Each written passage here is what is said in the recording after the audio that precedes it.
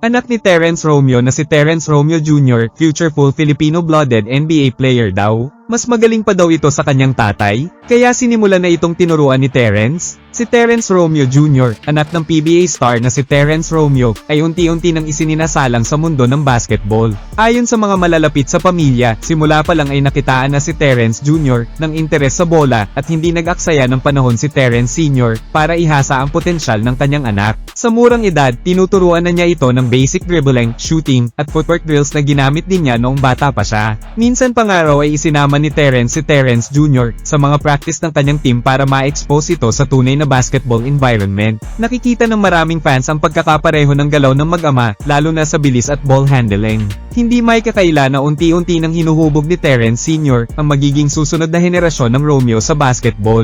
Ayon sa ilang clips na lumabas sa social media, makikitang malapit na malapit ang mag-ama sa isa't isa, lalo na pagdating sa court. Kahit simple lang ang mga drills, seryoso at focus si Terence Jr. sa tuwing nagtuturo ang kanyang ama. Hindi rin pinipilit ni Terence Sr. ang kanyang anak na maging katulad niya, ngunit sinisigurado niyang may disiplina at tamang attitude ito sa laro. Para kay Terence, mahalagang matutunan ng kanyang anak ang mga basic fundamentals bago tumalon sa advanced skills. Gusto niyang ituro na hindi sapat ang talento kundi kailangan din ng tiyaga, effort, at basketball IQ. Ito raw ang mga values na gusto niyang ipamana sa anak habang bata pa ito. Bukod sa skills training, itinuturo rin ni Terence Sr. ang mental aspect ng laro sa anak niya. Pinapaliwanag niya ang mga sitwasyon sa court tulad ng kung kailan dapat umatake, mag-pass, o maghintay ng tamang timing. Minsan pa nga ay ginagawa niya ng mini-film session si Terence Jr. gamit ang mga PBA game clips para matutong magbasa ng opensa at depensa. Naging inspirasyon sa kanya ang mga NBA father and son duos tulad ni Nadal at Steph Curry.